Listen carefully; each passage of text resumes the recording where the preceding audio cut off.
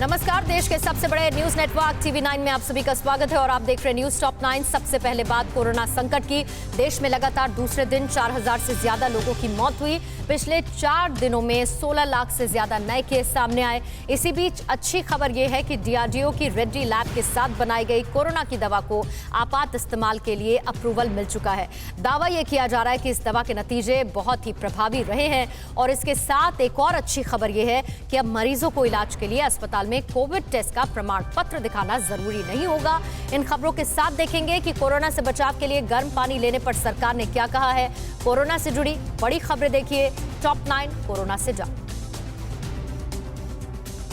देश में लगातार दूसरे दिन कोरोना से मरने वालों का आंकड़ा 4000 के पार चला गया। कल फिर 4091 लोगों की कोरोना से मौत हो गई, जबकि लगातार चौथे दिन देश में 4 लाख से ज्यादा नए मरीज मिले। शनिवार को 4,03,000 से ज्यादा केस मिले हैं। पिछले 4 दिनों में देश में 16 लाख से ज्यादा केस मिल चुके हैं। हालांकि राहत की बात यह है कि कल 3,86,000 से ज्यादा लोग ठीक होकर घर भी लौटे। देश भर में ऑक्सीजन आवंटन के लिए सुप्रीम कोर्ट ने 12 सदस्यीय टास्क फोर्स का गठन कर दिया है। इस टास्क फोर्स में कई अस्पतालों के 10 टॉप डॉक्टर्स और सरकार के सचिव स्तर के 2 अफसर शामिल हैं। कोरोना वायरस की दूसरी लहर के दौरान अस्पतालों में हो रही ऑक्सीजन की कमी को देखते हुए सुप्रीम कोर्ट ने इसका गठन किया है। कोर्ट ने कहा कि टास्क पूरे देश में ऑक्सीजन का मूल्यांकन करने, उसकी जरूरत देखने और आवंटन का काम करेगा। इंडिया EU समिट में प्रधानमंत्री मोदी ने कहा कि सभी यूरोपीय देश WTO की बैठक में ट्रिप्स वेवर पर साथ दें, जिससे कि कोरोना के टीके और इलाज में मदद मिल सके। खास बात ये रही कि बैठक में फ्रांस ने कहा कि वैक्सीन पर भारत को किसी का भाषण सुनने की जरूरत नहीं है, क्योंकि दूसरे देशों को वैक्सीन देकर भारत ने मानवता की मदद की है। देश में कोरोना संकट में बड़ी भूमिका निभा रहे डीआरडीओ की एंटी कोविड दवा को आपात इस्तेमाल के लिए मंजूरी मिल गई है। ये दवा डीआरडीओ ने रेड्डी लैब के साथ मिलकर तैयार की है। ये दवा एक पाउडर के सैशे में आती है, जिसे आसानी से पानी में घोल कर लिया जा सकेगा। दावा किया जा रहा है कि शोध के दौरान इस दवा को 7 दिन तक लेने वाले कई मरीज काफी जल्दी ठीक हो गए। अस्पताल में इलाज के लिए अब कोरोना टेस्ट जरूरी नहीं होगा। इसके लिए केंद्र सरकार ने नई गाइडलाइंस जारी की है। अस्पतालों में मरीजों को भर्ती कराने की राष्ट्रीय नीति में संशोधन किया गया है। अब तक हॉस्पिटल में एडमिट होने के लिए कोविड पॉजिटिव रिपोर्ट होना अनिवार्य होता था। अब तक कोविड रिपोर्ट के चक्कर में दूसरी बीमारियों के मरीजों को काफी परेशान होना पड़ता था। वहीं इस वजह से कई मरीजों ने तो अपनी जान भी गंवा दी। कोरोना हालात पर बैठक के बाद केंद्रीय स्वास्थ्य मंत्री डॉक्टर हर्षवर्धन ने जानकारी दी कि देश में 180 जिलों में पिछले 7 दिनों में एक भी केस सामने नहीं आया, जबकि 18 जिलों में पिछले 14 दिनों से कोई केस नहीं आया। देश में 54 जिले ऐसे भी हैं जहां 21 दिनों में एक भी संक्रमण का मामला नहीं दिखा। हर्षवर्धन ने लोगों से अपील की है कि वो कोरोना के टीके की दूसरी डोज भी जरूर लें। महाराष्ट्र के मुख्यमंत्री उद्धव ठाकरे ने पीएम नरेंद्र मोदी को चिट्ठी लिखकर सुझाव दिया है कि कोविन ऐप की तरह हर राज्य के लिए अलग ऐप बनाया जाए, जिसके जरिए राज्य सरकारें अपना डेटा केंद्र से शेयर करेंगी। वैक्सीन की कमी के चलते पैदा हो रही दिक्कतों को ध्यान में रखते हुए महाराष्ट्र सरकार ने केंद्र सरकार को ये सुझाव दिया है। दिल्ली में कोरोना की रफ्तार धीमी पड़ रही है। शनिवार को पिछले 3 हफ्ते में सबसे कम संक्रमण दर रही। ताज़ा आंकड़ों के मुताबिक संक्रमण दर घटकर 23.34% पर आ गई है। 17 अप्रैल को यहां 24.56% संक्रमण दर आंकी गई थी। बीते 24 घंटे में कोरोना के 17,364 नए मामले सामने आए हैं। वहीं राजधानी में एक दिन में 332 लोगों की जान महामारी से चली गई। कोरोना से बचाव और इलाज को लेकर सोशल मीडिया पर कई तरह के सुझाव और उपाय बताए जा रहे हैं। अब सरकार ने कहा है कि गर्म पानी पीने से कोरोना का इलाज नहीं हो सकता है। आजकल लोग गर्म पानी ज्यादा पी रहे हैं। सरकार ने ट्विटर के जरिए इस बात को खारिज कर दिया है कि गर्म पानी से कोरोना से बचाव हो सकता है। कोरोना को हराने के लिए वैक्सीन ही कारगर उपाय है। कई राज्यों में वैक्सीन की सप्लाई न पहुंच पाने के बाद वैक्सीनेशन की रफ्तार थोड़ी धीमी है, लेकिन वैक्सीन की डोज मिलने के बाद आज से बिहार में 18+ वालों को टीका लगाने का काम शुरू हो रहा है। देश में मेडिकल ऑक्सीजन की कमी को दूर करने के लिए विदेशों से भी ऑक्सीजन की सप्लाई पहुंच रही है। ऑक्सीजन संकट और वैक्सीनेशन से जुड़ी खबरें देखिए टॉप 9 सांस की आस। बिहार में आज से 18 से 44 साल वाले लोगों को वैक्सीन दी जाएगी। नीतीश सरकार ने जानकारी दी है कि स्वास्थ्य विभाग को शनिवार को ही वैक्सीन के 3.5 लाख डोज मिल चुके हैं। युवाओं के वैक्सीनेशन के लिए तैयारी पूरी कर ली गई है। टीका लगवाने के लिए पहले से रजिस्ट्रेशन और स्लॉट बुकिंग होनी चाहिए। राज्य में स्कूल कॉलेजों में वैक्सीन सेंटर बनाए जाएंगे। दिल्ली के सीएम अरविंद केजरीवाल ने कहा कि दिल्ली में वैक्सीन की बहुत कमी है। दिल्ली के पास सिर्फ 5-6 दिन की वैक्सीन बची है, जबकि अगर पर्याप्त वैक्सीन मिल जाए तो हम 3 महीने में पूरी दिल्ली को वैक्सीनेट कर सकते हैं। उन्होंने कहा कि दिल्ली में 18 साल से अधिक उम्र के 1.5 करोड़ लोग हैं, तो 3 करोड़ वैक्सीन चाहिए। दिल्ली सरकार को अब तक कुल 40 लाख वैक्सीन मिली है। तेलंगाना में कोरोना की वैक्सीन की डिलीवरी ड्रोन के जरिए की जाएगी। इसके लिए नागरिक उड्डयन मंत्रालय ने शर्तों के साथ मंजूरी दे दी है। ड्रोन के जरिए वैक्सीन डिलीवरी की इजाजत मिलने के बाद अब राज्य के दूर दराज के गाँव में आसानी से और जल्दी टीका पहुँचाया जा सकता है। इस महीने के आखिर तक ड्रोन के जरिए वैक्सीन की डिलीवरी शुरू हो सकती है। देश में अब तक 16 करोड़ 73 लाख से ज्यादा लोगों को कोरोना का टीका लगाया जा चुका है। सूचना और प्रसार मंत्रालय के मुताबिक पिछले 24 घंटे में करीब 23 लाख लोगों को टीका लगाया गया। उधर यूपी, दिल्ली, ओडिशा, कर्नाटक, राजस्थान के बाद हरियाणा सरकार ने भी पत्रकारों को प्राथमिकता के आधार पर मुफ्त में टीका लगाने का फैसला किया है। ऑक्सीजन एक्सप्रेस ट्रेनों से अब तक महाराष्ट्र, मध्य प्रदेश, हरियाणा, दिल्ली, राजस्थान, तेलंगाना और यूपी में लगभग 3400 मीट्रिक टन ऑक्सीजन पहुंचाई गई। वर्तमान में 417 मीट्रिक टन भरे हुए 26 टैंकर रास्ते में हैं। ये ऑक्सीजन 220 से भी अधिक टैंकरों में भरकर पहुंचाई गई है। महाराष्ट्र के लिए चौथी ऑक्सीजन एक्सप्रेस और नागपुर के लिए तीसरी ऑक्सीजन एक्सप्रेस अभी रास्ते में है। कोरोना की जंग में भारतीय वायुसेना भी दिन रात जुटी है। विदेशों से ऑक्सीजन टैंकर से लेकर जरूरी मेडिकल उपकरण और दवाइयों को लाने में वायुसेना के विशेष विमान बड़ी भूमिका निभा रहे हैं। इसके लिए वायुसेना ने कोविड राहत टास्क टीम बनाई है। इसमें 42 एयरक्राफ्ट की तैनाती की गई है। इन एयरक्राफ्ट की मदद से अब तक 75 ऑक्सीजन कंसंट्रेटर मंगाए गए हैं। दिल्ली में जर्मनी ने एक ऑक्सीजन प्लांट भेजा है जिसकी क्षमता 4 लाख लीटर ऑक्सीजन उत्पादित करने की है। इस प्लांट को DRDO के सरदार वल्लभ भाई पटेल कोविड अस्पताल में लगाया जाएगा। भारत के लिए जर्मनी के राजदूत जे लिंडर ने कल इस प्लांट का निरीक्षण किया। उन्होंने कहा कि कोरोना संकट के दौरान भारत ने दुनिया को बहुत कुछ दिया, इसलिए ये केवल उस मदद का जवाब है। ऑस्ट्रिया और चेक रिपब्लिक से कल 886 ऑक्सीजन सिलेंडर भारत पहुंचे। इसमें से ऑस्ट्रिया से 396 ऑक्सीजन सिलेंडर और चेक रिपब्लिक से 500 ऑक्सीजन सिलेंडर मिले हैं। इसके साथ ही ऑस्ट्रिया से 1900 ऑक्सीजन कैन्यूला भी भारत आए हैं। इसके अलावा स्विट्जरलैंड और कनाडा से भी ऑक्सीजन कंसंट्रेटर और मेडिकल उपकरण भारत भेजे गए हैं। कोरोना संकट में अमेरिका लगातार भारत को अपनी मदद भेज रहा है। शनिवार को अमेरिका ने मदद की तीसरी खेप भारत भेजी। अमेरिकी दवा कंपनी गिलाड साइंसेज की ओर से रेमडेसिविर की 25,600 डोज भारत भेजी गई। विशेष विमान के जरिए इंजेक्शन कल मुंबई पहुंचे। कोरोना मरीजों को दी जाने वाले इस इंजेक्शन की 1,80,000 खुराक अब तक अमेरिका भेज चुका है। कोरोना संक्रमण अब गांव में भी तेजी के साथ फैल रहा है। उत्तर प्रदेश के कई जिलों के गांव में बीमारों की संख्या बढ़ रही है। सरकार इस संक्रमण को रोकने के लिए अब गांव में टेस्टिंग बढ़ा रही है। दूसरी तरफ कोरोना संकट में कई लोग दूसरों की मदद के लिए कोशिश कर रहे हैं। ऐसे कई लोग भी हैं जो इसका फायदा उठाने की भी कोशिश में हैं। आपको दिखाते हैं टॉप 9 हारेगा कोरोना। कोरोना अब गांवों को भी अपनी चपेट में लेता जा रहा है। उत्तर प्रदेश के वाराणसी के ग्रामीण इलाकों में संक्रमण की संख्या में 30 से 40% की दर से बढ़ोतरी हुई है। काशी विद्यापीठ और पिंडरा ब्लॉक सबसे ज्यादा प्रभावित हैं। पिछले 4 दिनों में वाराणसी जिले में करीब 6,000 केस में से 2,500 से ज्यादा केस ग्रामीण इलाकों में मिले हैं। गाँव में सन्नाटा पसरा है। उत्तर प्रदेश के गांव में कोरोना संक्रमण को रोकने के लिए योगी सरकार ने अब गांव में टेस्टिंग बढ़ा दी है। आगरा के गांव में लगातार स्वास्थ्य विभाग कोरोना के लक्षण पाए जाने वालों की टेस्टिंग कर रहा है। गांव में कई लोगों को बुखार और खांसी की शिकायत मिल रही है। उधर मेरठ के ग्रामीण इलाकों में पंचायत चुनाव के बाद कोरोना के केस बढ़े हैं। अमहेड़ा गाँव में पिछले 7 दिनों में 7 लोगों की मौत हो गई है। जयपुर में एंटी करप्शन ब्यूरो ने कोविड अस्पताल RUHS में ICU बेड दिलाने के नाम पर रिश्वत लेने के आरोप में अशोक गुर्जर नाम के नर्सिंग स्टाफ को गिरफ्तार किया है। बेड दिलाने के नाम पर मरीज के परिजन से 23,000 की रिश्वत लेते ACB ने आरोपी को गिरफ्तार किया। आरोपी ने मरीज के परिजन से 1,30,000 रुपए की मांग की थी, जिसमें से वो 95,000 वसूल कर चुका था। दिल्ली में प्लाज्मा डोनेट करने के नाम पर एक बड़ा धोखाधड़ी का मामला सामने आया है। कोरोना मरीज के एक परिजन ने प्लाज्मा के लिए सोशल मीडिया के जरिए एक शख्स से संपर्क किया। उस शख्स ने 50,000 रुपए की मांग की और 10,000 रुपए एडवांस अकाउंट में ले लिए। इसके बाद उस शख्स ने पीड़ित परिवार का फोन उठाना बंद कर दिया। परिवार की शिकायत पर पुलिस ने एक आरोपी को गिरफ्तार किया है।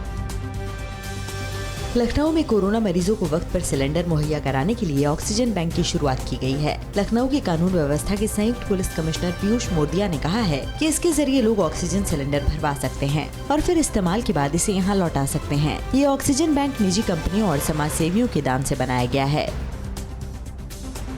मुंबई में डब्बा वाले कोरोना काल में अस्पतालों में मरीजों और उनके परिजनों को खाना खिला रहे हैं। KEM अस्पताल के बाहर कल डब्बा वालों ने खाना बांटा। मुंबई डब्बा वाला एसोसिएशन के प्रवक्ता विष्णु कलडोके ने कहा कि इसके लिए हम लोग पैसा जोड़ते हैं और कुछ पैसा हमें अपने ट्रस्ट से भी मिलता है। ये लोग मुंबई में 3-4 स्थानों पर लोगों को मुफ्त में खाना खिला रहे हैं।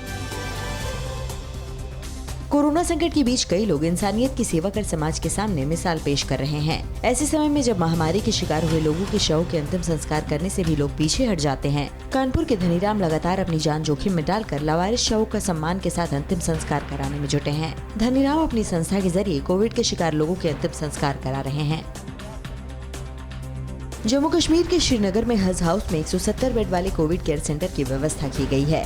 इस कोविड केयर सेंटर में ऑक्सीजन सिलेंडर और कंसंट्रेटर के भी इंतजाम किए गए हैं। इस अस्थायी अस्पताल से मरीजों को बड़ी राहत मिलेगी। देश भर के 16 राज्यों में हज हाउस को अस्थायी कोविड केयर सेंटर में तब्दील करने का काम जोरों से चल रहा है। कोरोना को आप अपने हौसले से ही हरा सकते हैं। हौसले और मजबूत जज्बे की एक अच्छी तस्वीर डॉक्टर मोनिका लंगेही ने अपने ट्विटर पर शेयर की है। दिल्ली के एक अस्पताल में 30 साल की युवती का इलाज चल रहा है। इसे ऑक्सीजन सिलेंडर लगा हुआ है। डॉक्टर मोनिका लंगेही ने लिखा, आज लड़की की इच्छा शक्ति बेहद मजबूत है। आज मुझसे एक गाना चलाने की गुजारिश की जिसे मैंने मान लिया। कोरोना संकट के बीच अब एक नई बीमारी का खतरा बढ़ गया है। अहमदाबाद और महाराष्ट्र के कुछ शहरों में ब्लैक फंगस नाम की बीमारी से कुछ लोगों की मौत हो गई है। आज गुवाहाटी में असम के नए मुख्यमंत्री का ऐलान होगा और संयुक्त राष्ट्र में भारत ने चीन को सख्त संदेश दिया। देश से जुड़ी अहम खबरें देखिए टॉप 9 राष्ट्र। अहमदाबाद के बीजे मेडिकल कॉलेज में आंखों की बीमारी म्यूकोरमाइकोसिस के मामले अचानक बढ़ गए हैं। ब्लैक फंगस के नाम की इस बीमारी को कोरोना के साइड इफेक्ट के तौर पर देखा जा रहा है। डॉक्टर कल्पेश पटेल ने कहा कि पिछले 15-20 दिनों में कोविड मरीजों में म्यूकोरमाइकोसिस के मामले बढ़े हैं। उन्होंने बताया, फिलहाल ENT वार्ड में 67 मरीज है, जिनमें से 45 की सर्जरी होनी बाकी है। महाराष्ट्र में भी आंखों की बीमारी म्यूकोरमाइकोसिस के मामले मिले हैं। ब्लैक फंगस के नाम से भी इस बीमारी को जाना जाता है। खबर है कि राज्य में कोरोना संक्रमितों के 8 मरीजों की मौत इसी बीमारी से हुई है। महाराष्ट्र के कई इलाकों से आए इस तरह के 200 मरीजों का इलाज चल रहा है। फंगल इन्फेक्शन इम्यून सिस्टम को बहुत कमजोर कर देता है। बिहार के सारण के बीजेपी सांसद राजीव प्रताप रूडी के गांव में धूल फाकते दर्जनों एम्बुलेंस से पर्दा हटाने के बाद जन अधिकार पार्टी के अध्यक्ष पप्पू यादव ने एक बार फिर एक नए वीडियो के जरिए उन पर निशाना साधा है। पप्पू यादव ने रूडी के सांसद निधि से खरीदी गए एम्बुलेंस से रेत ढोने का वीडियो जारी किया है। पप्पू ने ट्वीट कर लिखा कि रूडी एम्बुलेंस का बेहतरीन उपयोग कर रहे थे। इसके लिए उनके पास ड्राइवर भी उपलब्ध था। असम का मुख्यमंत्री कौन होगा, इसका फैसला आज हो सकता है। शनिवार को दिल्ली में JP नड्डा और अमित शाह के साथ चली मैराथन बैठक में अंतिम फैसला नहीं हो पाया। कल मुख्यमंत्री सर्बानंद सोनोवाल और राज्य के वित्त मंत्री हिमंत बिस्वा शर्मा के साथ पार्टी के शीर्ष नेतृत्व ने लंबी चर्चा की। अब आज गुवाहाटी में बीजेपी विधायक दल की बैठक होगी, जिसमें नेता का चुनाव किया जाएगा।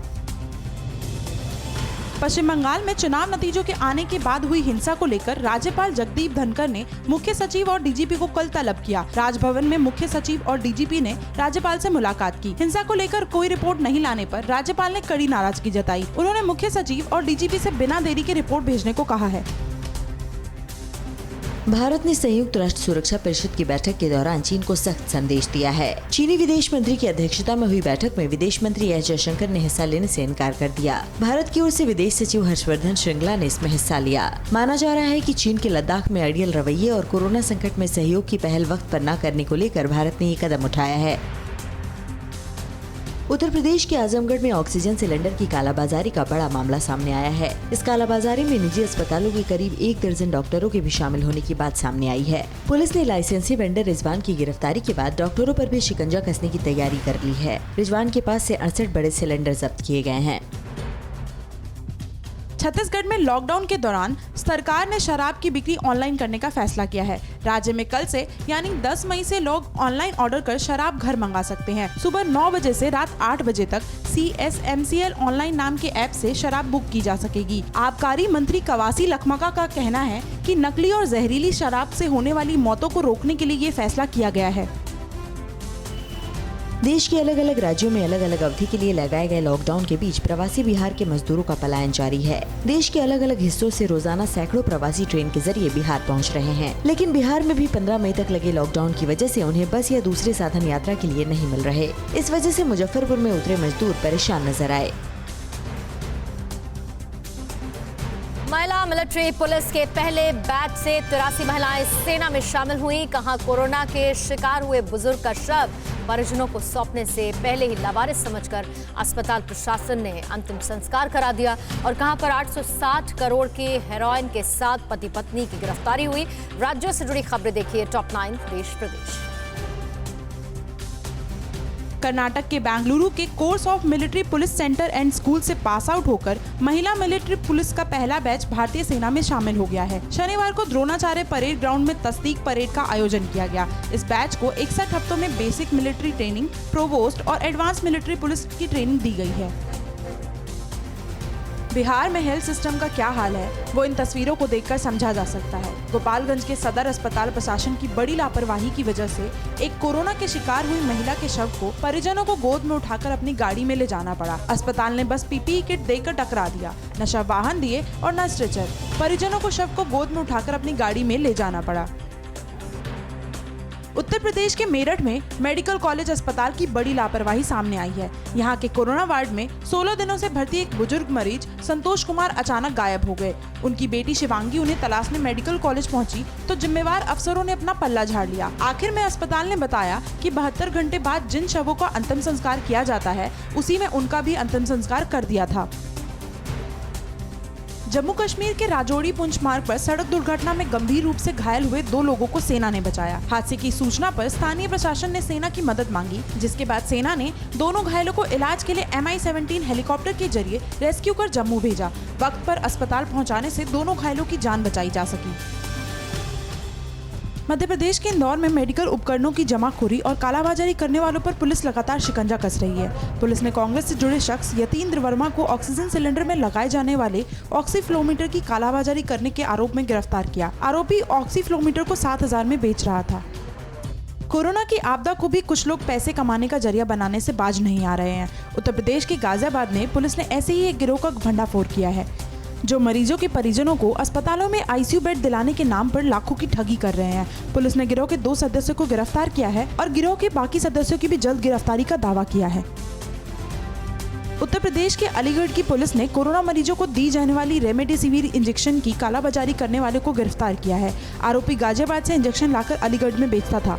इधर गाजियाबाद प्रशासन ने कालाबाजारी को रोकने के लिए नई कोशिशें शुरू कर दी है। अब इस इंजेक्शन की सप्लाई को शासन ने अपने स्तर पर किए जाने का फैसला किया है। लखनऊ में लॉकडाउन के दौरान एक पुलिसकर्मी की फल बेचने वाले गरीब के साथ बदसलूकी और जाति करने का वीडियो वायरल हो रहा है।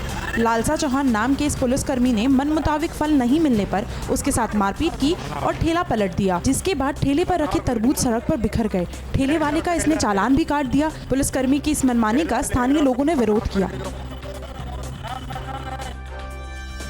दिल्ली पुलिस ने शनिवार को एक हेरोइन की बहुत बड़ी खेप बरामद की। करीब 126 किलो हेरोइन के साथ एक अफगान दंपति को गिरफ्तार किया गया है। अंतर्राष्ट्रीय बाजार में इसकी कीमत 860 करोड़ बताई जा रही है। इस सिंडिकेट के तार पंजाब में भी जुड़े हैं। जांच के दौरान और भी गिरफ्तारियां हो सकती है। अड़ी सोमवार से शुक्रवार शाम 6 बजे सिर्फ TV9 भारतवर्ष पर।